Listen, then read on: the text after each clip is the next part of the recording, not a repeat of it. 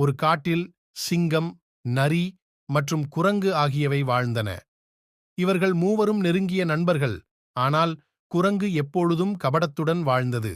ஒரு நாள் சிங்கம் மற்றும் நரி குரங்கை ஒரு பாடம் கற்பிக்க முடிவு செய்தன. அந்த நாள் இரவில் நரி சிங்கத்திடம், நாம் குரங்கின் உண்மையான முகத்தை வெளிப்படுத்த வேண்டும் என்றது. மறுநாள் சிங்கம், நரி மற்றும் குரங்கு அனைத்தும் காட்டு வழியாகச் சென்றனர். அவர்கள் ஒரு பழச்செடியை கண்டனர். அந்தச் செடியில் பழங்கள் அதிகம் இருந்தன. சிங்கம் குரங்கிடம், நீ இந்த பழங்களை எடுத்து வா என்றது. குரங்கு ஒரே போக்கில் எல்லா பழங்களையும் சேகரித்து விட்டது. ஆனால் அது அனைத்து பழங்களையும் சாப்பிட ஆரம்பித்தது. நரி இதை கவனித்தது.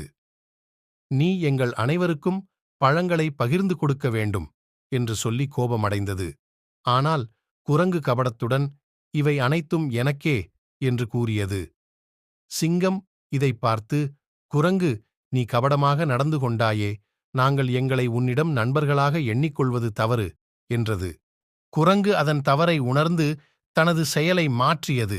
அதன் பிறகு குரங்கு எப்பொழுதும் நன்றாக நடந்து எல்லாருக்கும் உதவி செய்ய துவங்கியது. மாரல் ஆஃப் த ஸ்டோரி: எப்பொழுதும் நேர்மையாக நடந்து கொள்ள வேண்டும்.